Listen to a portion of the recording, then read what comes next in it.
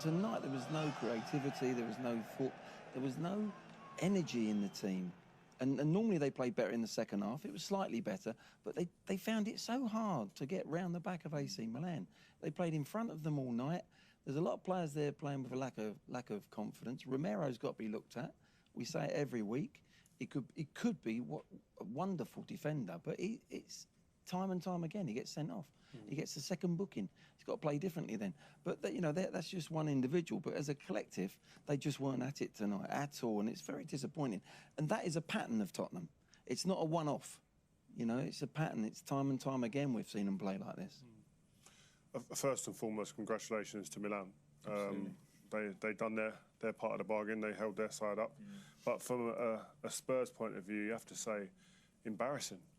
No spark, no urgency, lacklustre at times, dour, drab. I don't know how many more words I can find to explain the performance today.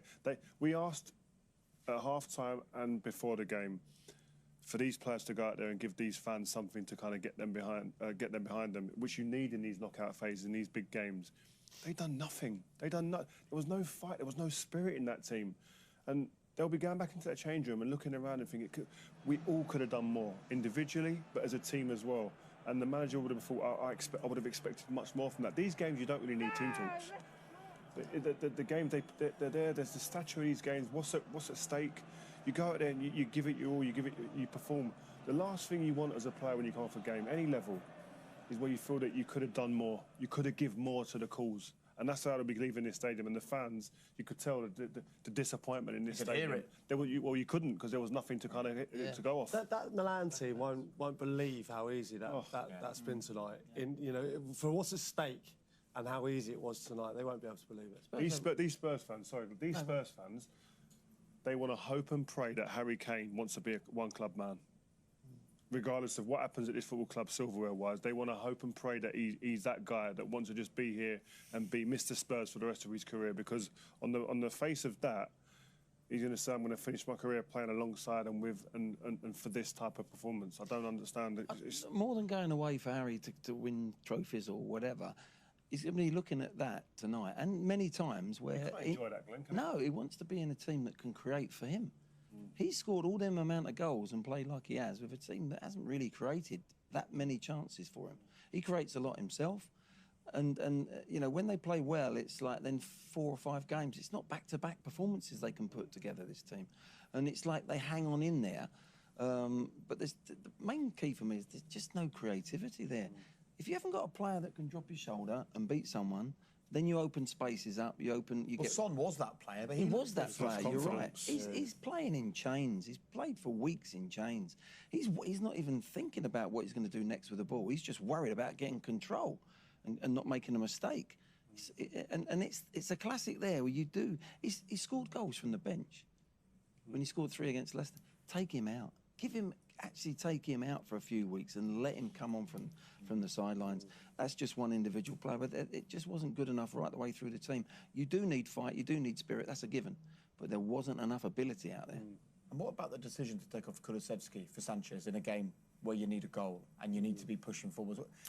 It's not the sort of thing that helps your cause when you're a Tottenham manager under pressure. Yeah. Well, the main thing at the moment with the fans and the problem with the fans is that tactically they feel it's too defensive, it's too pragmatic. They don't go for the jugular. And we saw it again today. We've seen it time and time again. We're repeating the same things time and time again. In the first half of a Champions League second leg, the quarter-final at stake, come out and go at them. Give the crowd something to cheer. I've never seen the crowd so flat, but that was because of the performance. And it's happened. It has to be coming from the manager. It has to be, right, we'll sit back, we'll take it in the first half and then we'll get, we'll go out and have a go in the second, because it consistently happens. And it's just not been good enough this year. To do that, Peter, I think we were talking during the game and I was saying, well, Tottenham only play with 2 in midfield and they get outnumbered. Some teams play with 4 in there or a 3 in there, whatever shape is behind or in front. That is where the midfield can't press like they should be able to press. They can't get near anyone. And tonight, it should have happened because they were playing a similar system. So the wing-backs should have been smothering, not being pushed back into a 5. They could have been smothering their wing-backs on the front foot And the midfield is the problem for me. If they go into a 5, they get outnumbered in midfield when the opposition has got the ball. But when they can't press. They can't press because there's holes, big holes behind them in between their back 3 and their midfield. And it's a real problem. You've got to play with 3 in there sometimes. You've got to change, sometimes you've got to change the tactics. They've got to play with more risk. We were sitting here and saying, play the ball forward, play one touch, take It's just not going to happen under this manager, though, is it? I don't it's know. not going to suddenly change. I don't know. There's no risk. It's the player. You've got to look at the player.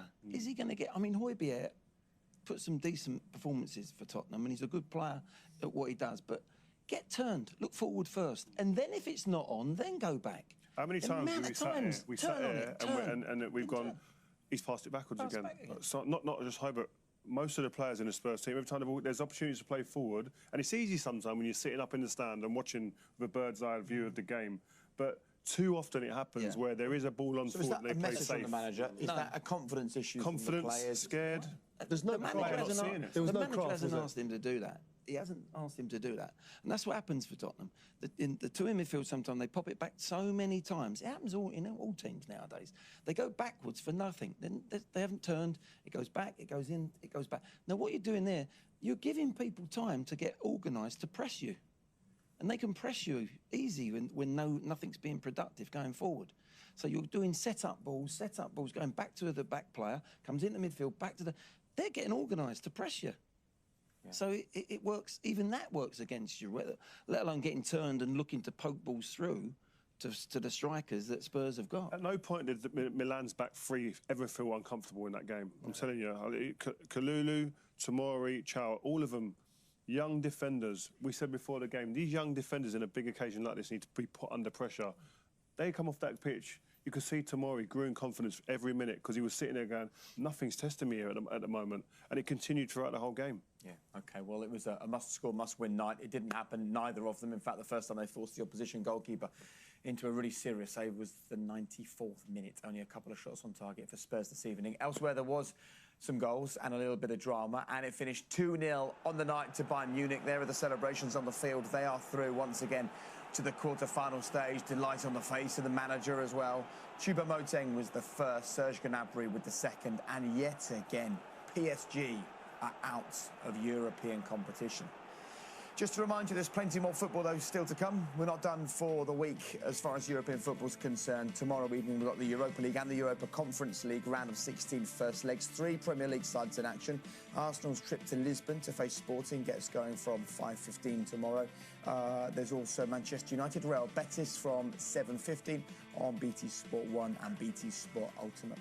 And West Ham are away at AEK Larnaca tomorrow, 5:15. So plenty going on over the next 24 hours here on BT Sport. Don't forget, we're also live until well gone 11:30 this evening with Champions League tonight. If you want to join in the conversation, if you're a Spurs fan and you want to share your thoughts, use the hashtag UCL tonight and we will share your thoughts and ask your questions on the show before we finish this evening. All the reaction coming your way after the break as Spurs go out of the Champions League. Son to take it.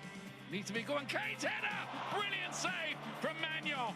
Got down so fast. Nearly for Tottenham there when all hope seemed lost.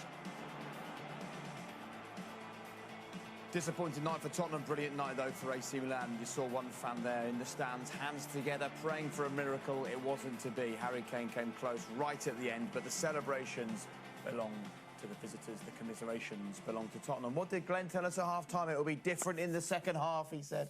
Slightly better. Very slightly better. Look, they haven't emerged yet from the dressing room. As soon as they do emerge and we get to speak to a Tottenham player or indeed the Tottenham manager, we'll bring that to you straight away. You can go on social media and you can work out pretty much what the Spurs fans are saying regarding Antonio Conte. His contract's up at the end of the season. Would any of you be tempted into a change earlier than that? Or does the fact that they are battling for the top 4 mean that there's still too much at stake, even if there's no silverware available now? I think the powers that be at the club will sit there and say, at the moment, we're in pole position. Teams have got games in hand around them, yes, but they've got the points on the board and they're sitting in 4th. So I think it'll be a bit too early to say, right, we're going to give him the sack when they're in that position, and the be-all and end-all is finishing in Champions League positions for Spurs. But it also, I think, it'll who's out there? Who's gettable? There's quite a few people out of work. Thomas Tuchel's out of work at the moment. Would he be a consideration? I don't know. Coming from Chelsea, they've done it in the past, but all those factors have to be taken into consideration.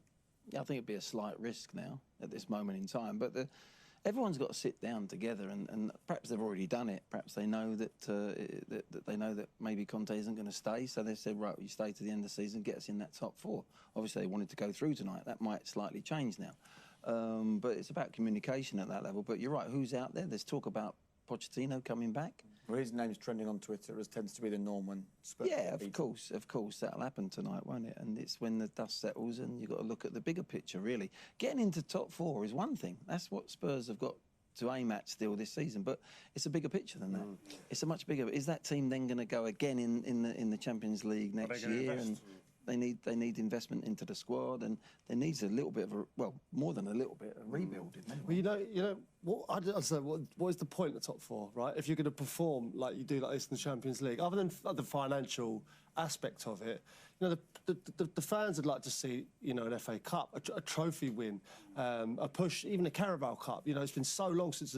So then to play a weakened team in the FA Cup, then to lose to Wolves, and the reason he rested the players is to bring them back for the Premier League game. They then lose that, and then you're in the Champions League, and you're going for top 4. But what for? They've not performed in any game that I've seen here in the Champions League.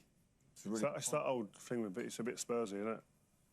People, I know on social media you're going to see it everywhere. Sorry, guys. It's hard. No, it's hard to take because obviously we've played for the club. It feels like that. You know, it is. I mean, but like same old story. You can't, as a fan or as an ex-player, you know, ex-manager, you got to take it on the chin because it keeps happening. Yeah, so it's repeating itself. As I say, I look for patterns. As a manager, you look for patterns. A one-off 7-0 at the weekend. All right, mate. All right, I'm just bouncing back here. There, It's becoming, hopefully, for United, is a one-off. But you look for patterns as a manager. Is this happening? There's a pattern happening here.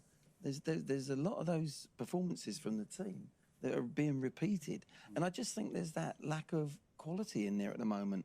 You know, and are they going to go and spend money to go and get some players that need 4 or 5 need to go in there from at the back? They need midfield. They need a creator. And you know, if they lose Harry Kane, my word, where do they go from there? And everything hinges on everything else, because you can say, well, go and spend some money, but you need to know who the manager is that's coming in and who he would like to have. And then once you've spent that money and you've got the new manager, and then Harry Kane needs to be making a decision about, is the quality of the new manager right for me? Is the quality of the new players right for me? Everything rests on everything else, and it's almost like, what's the first thing they need to do? How many transitional periods is Harry Kane going to have to wait for? You know what I mean? Like, how many periods and how many managers? And we all go, oh, this is the time. You know, we're going to invest now. We've got the new stadium. Let's wait for the new stadium. Wait for the new training. But you know, it's a short career. I don't think anyone could begrudge Harry Kane if he wants to move this summer. I don't think any fan here would tell you any different. It's also, are they going to spend money and invest? But also, is it going to be good money spent? The recruitment's got to be better. You see some of the players that have come through the door in recent years. We were talking about the back 4 that they had a few years ago in Toby, Alderweireld, and Vertonghen, Walker, Rose. Look at that there now, in comparison. Not even anywhere near it. Well, you mentioned, you know, that some of them came backwards. Some of them came through the club though as well. But at the moment, Skip's out there at this moment in time. I know there's nothing really hitting you in the eye that's going to come through and go right through into the first team at this moment in time. So there's a slight problem for him as well. So much rest, I think, on the future of Harry Kane. He had the best chance this evening. We can have a look at Spurs' chances, including that one. And this really is the best of a pretty bad bunch, really. It didn't create anywhere near enough. You know, like, obviously playing the ball into Harry Kane in these situations. It was Højbjerg, actually, who gets past a few people and stings the palms. But even then, the keeper's in a decent position near post.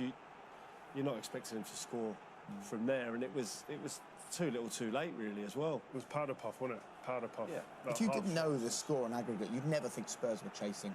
No, you're right. Milan were comfortable.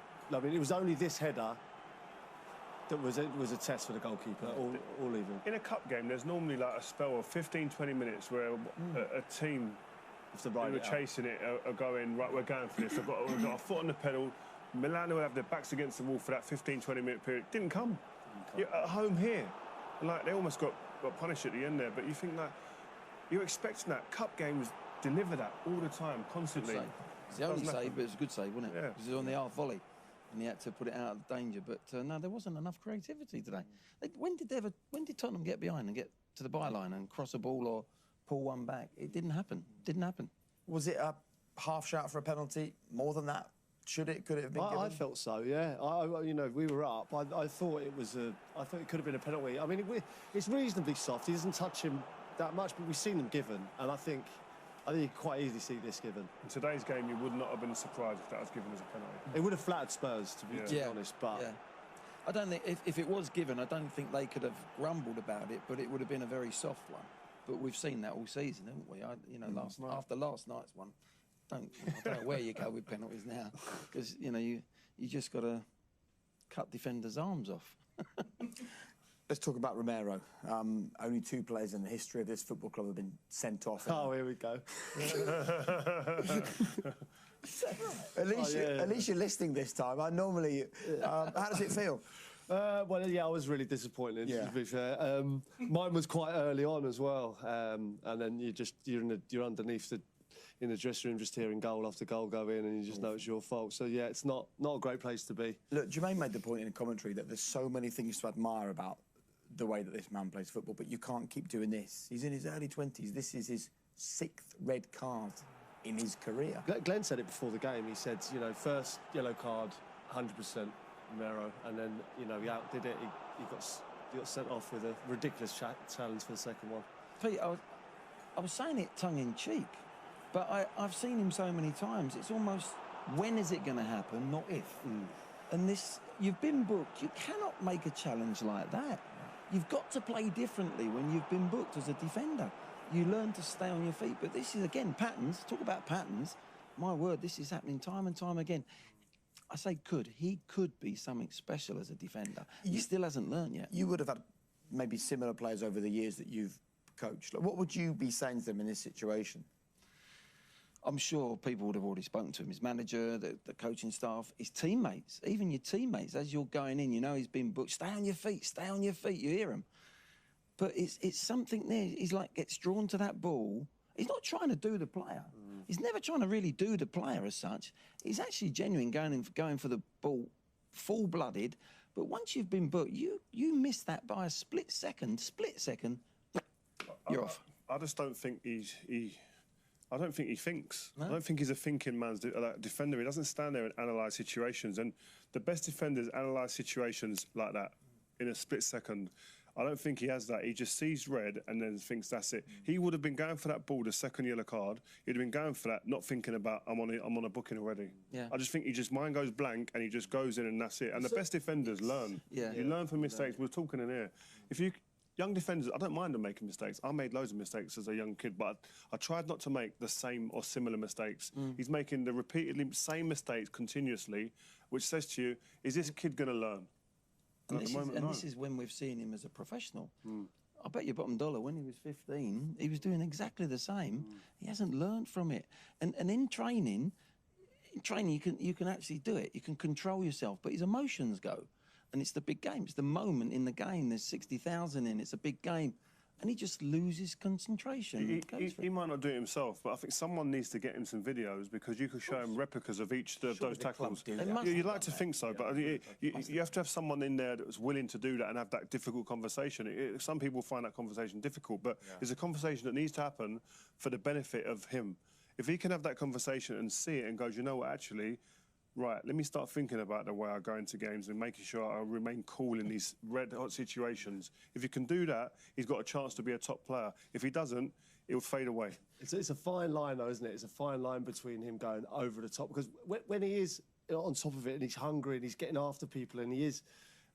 when he times it correctly, it's spot and makes him a great defender and it looks brilliant. But the moment you get it wrong, and also when you're in a booking, you've got to understand the situation. He's got to play differently, and he's got that experience under his belt. The difference is, if you've got a striker that keeps getting through one-on-one and he just isn't a finisher, he just can't finish, you can put this right. This is a simple thing to put right, really, in the tapestry of the whole game. If you can't stop a defender from jumping and diving in, when he's been booked as well, play differently. How you do it, there's different ways you've got to do it. But that is something he can put right overnight if he wants to. Got to take the emotion out of it sometimes. Emotional defenders always worry me. Okay. All in all, disappointing night in the extreme for Tottenham this evening. And to that end, we still have heard from nobody. Nobody has emerged yet from the Tottenham dressing room. Antonio Conte remains in there. His players remain in there. Clearly, some truths may be being shared. As soon as they do emerge, we'll bring you an interview immediately. But we're going to take a quick break. Hopefully, when we come back, we will have some reaction from that man or from his players. But he returned after a period of recuperation after a recent operation. He was full of energy, full of desire, full of heart on the touchline. Wasn't reflected on the pitch, though. See you in a moment. Welcome back. You know what? The weather kind of reflects the mood here in North London this evening. The weather has been awful. The football tonight from Spurs wasn't an awful lot better the night they crashed out of the Champions League. And we're on air for another hour or so with Champions League tonight. We're going to show you all the action from this evening, last night. Then we're going to answer your questions, have a long discussion. And if you want to join in the conversation, the hashtag is UCL tonight. It's never been busier, and I'm sure you can guess the majority of the people getting in touch are Spurs fans, including Cage Sin, who says, Glenn, would you consider coming back and managing Tottenham? I'd love to see it. A little 3 or 4 months till the end of the season. Give Give it Glenn till the end of the season. Come on. Crouchy number 2. Crouchy's number 2, yeah. We'll go for that. That's nice. What would your role be? No, I'll just be the backup man. You just be on the telly, whatever the results are, praising them. I'll just be up here backing them, saying, yeah, they're the guys, they're the real deal. Real deal. There they are. The new Spurs management. That's out of order. There's a man still in his job. Absolutely, and it is only a joke. And thank you very much for your messages. We still haven't heard from the Spurs manager. There was a rumour he'd come out the dressing room, you've seen in the tunnel, but we haven't heard from him just yet. Don't forget, if you want to join in the debate later, hashtag UCL tonight is the hashtag to use. Are the managers contracted to come out and speak? They have to. Yeah, of course. Okay, yeah, they have to come out after the game. I think within an allotted amount of time, which has probably not happened. But otherwise, they get fined. Possibly. Let's talk about a man who had a good night tonight. No doubt he would like to come out and speak to us. Fikayo Tomori, he was named by UEFA as their man of the match. I mean, look, it's not the hardest night he'll ever have, but he did okay. Yeah, I mean, considering we spoke about before, he'd given away a penalty in the last game, which their manager and team wouldn't have been happy about. But I think coming back to the Premier League and a ground in the Premier League, come back to England, I think there's big pressure on his shoulders in them games because he knows eyes will be on him, probably family and friends in the stadium want to see a performance. And today he was faultless. Obviously showing off one of his main attributes, which is his pace. But I think his aggression, his tenacity, his willingness to step in and make things uncomfortable for forward was there for all to see, putting in good blocks. But I thought you could see there was an urgency to the way he played today. He wanted to perform. And this was great. He dropped off, said, "God, you ain't going to get him behind me. I'll read it, and I'm composed on the ball here." And he was really good today. He's got that pace, hasn't he? He's got that extra bit of pace. But his decision-making today was excellent. You know, the penalties that he's given away recently this season is when the ball's in the box. Now, Spurs didn't get in the box that many times, but all his work outside the box was absolutely top quality. This is the only one that he might, if they get there first, might have given a penalty away. But other than that, he was absolutely right on it, wasn't he? Yeah, considering he's had a difficult time, I think, this season, considering since he's gone to Milan, he's been a real success. I think this season he's had a few difficulties, but tonight he didn't put a foot wrong. And having that kind of pace just gets you out of trouble. I think also it's good for him. It's character building. You can't. Your career's never just going to go like that, plain sailing and perfect. There's going to be moments when you're off form and things aren't going perfectly well. It's about how you get back on the bike and continue riding again. And he seems to be hopefully getting himself into a bit of form again. And look, we've got Chelsea, we've got Benfica. We know Bayern Munich have gone through as well. You'll see the goals if you stick around for Champions League tonight. And Milan as well, are the first 4 teams into the quarterfinals. There's going to be a challenge for them to compete for silverware, I think, in the Champions League. But it feels like Italian football is coming into a good little period, doesn't it? Yeah, it does. I mean, it's hard to judge. I mean, I did the Benfica-Bruges game last night, and Benfica looked brilliant, but Bruges were very poor. And I think, again, tonight, Tottenham didn't really lay a glove on Milan. I think they might come unstuck. You know, congratulations to Milan going through. I think they played well over the 2 legs, but I think in the next round, we'll see where they are. I think you've got Inter and Napoli, 2 exciting. So there could be three Italian teams get through. Could be. I can tell you that Antonio Conte has emerged from the dressing room and he's come straight to Des. So let's get straight to it then. Here is Des with the Spurs manager. Des. Antonio, I think everyone's wondering what happened with that performance. What happened? What happened that this the third games in a row that we are not able to score. Yeah. I think the game was in balance.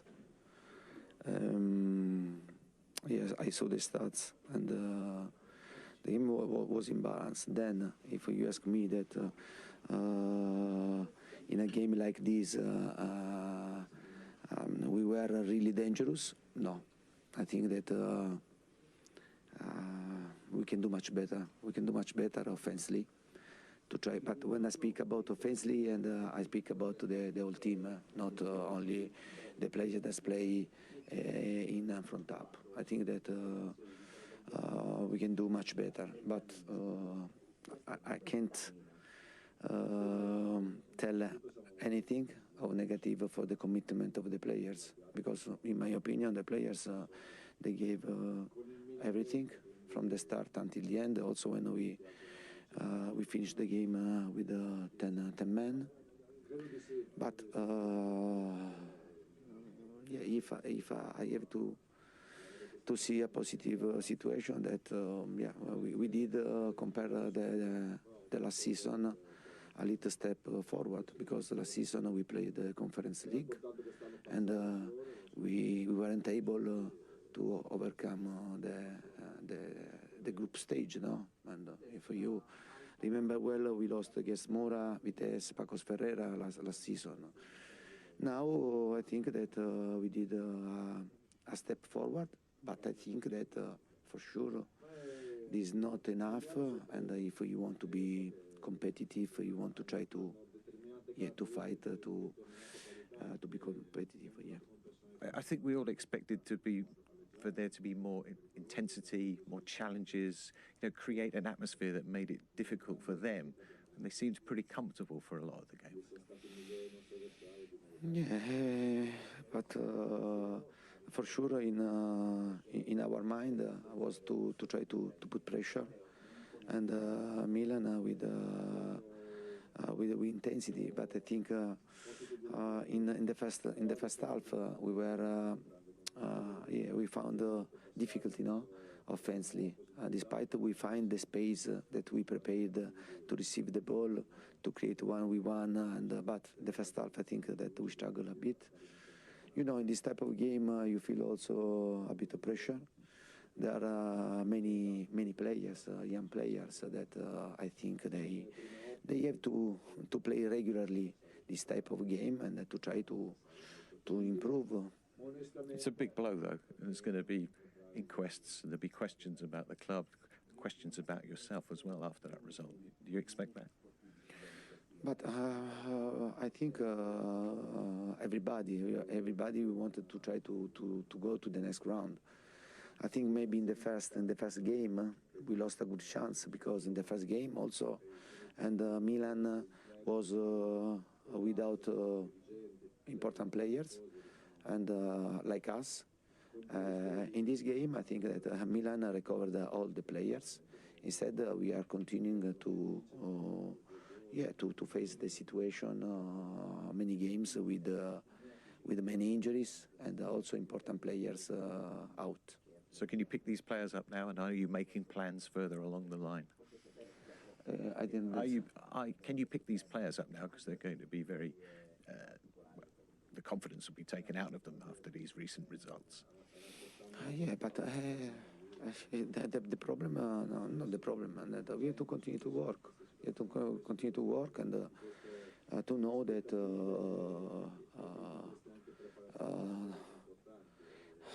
we have another game in 2 days, and we have to recover. I think that we have to play against Nottingham Forest without preparing the game, because the game is on Saturday. There are 12 games to go, and yeah, we have to try to continue to work, and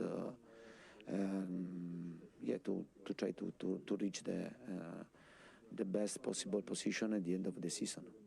Thanks, Antonio. Thank you very much. Well, look, his words there, we can do much better. I think the problem is, if you're a Spurs fan listening to that, is that there's no second chance on a night like this. This is the night to do better. You know, you're out of the competition now. What did you make of what he had to say? Obviously, Tottenham were in a dark position, I think, under Nuno when they were losing in the Conference League to Mura. Obviously, he's referenced that. So there has been improvement from that, but that was dire. And now they get to this stage now, and they're in the Champions League, and they're playing against the Milan side, which is decent, but they're 5th in Serie A. And I feel like they should be doing better. I think that interview felt like he felt that they performed okay. And I feel like it should be, you know, a lot more criticism than it was. Potentially, I think it was not good enough, and I feel like Tottenham have got better players, and they've not been showing it in recent weeks. He took a while to come out, didn't he? Yeah. You've been waiting for him, so that criticism would have been within them, that dressing room, and he'd have come out and said something different. He's not said what he said to the lads in there. He knows that's not good enough. Well, I think you've got to cast your mind back though to the first leg. He's talking about the first leg with the opportunity. They had 2 headers. Oh. They could have sealed the game there and then. They could have come away from San Siro 3-0 down. You know, late in the game, they wouldn't have a chance to bounce back. So at the end of the day, over the 2 legs, AC Milan were a better team. They deserve to go through without a doubt. The bigger picture is the problem that I'm looking at, and Spurs fans will be looking at, of how they're playing, the way they're playing, the lack of creativity. And is that from the manager, or is it just the lack of creativity or the lack of ability in the team? That is the big question. But there's got to be, in this summer, that you've got to get, I don't know, there are probably 5 new players in there, different areas of the pitch, to actually improve again, let alone go and challenge for whatever you want to challenge for. So there is a bit of a crossroads. There is a rebuild to be done, and because those performances are proving that, you know. These players have got to salvage something for the rest of the season. They've got Champions League places up for grabs. They're in full position at the moment. They can't allow this performance, this drab, dour performance, to derail their season now. Champions League, top 4, aim for that. Pick these players up. You've got 2 days, he said, to get ready for Nottingham Forest, which is a huge game now, massive game for this club. OK. Gents, thank you for your company this evening. You're done for now, Glenn? Am I? Yeah, I believe so. I've been hooked. Off you go. Didn't happen much in your career, but it happens tonight. Thank you very much. Nice to see you. After the break, though, Peter Crouch, Rio Ferdinand and myself will be back, and we'll be back with Champions League tonight. If you want to share your thoughts about your team in this competition, hashtag UCL tonight.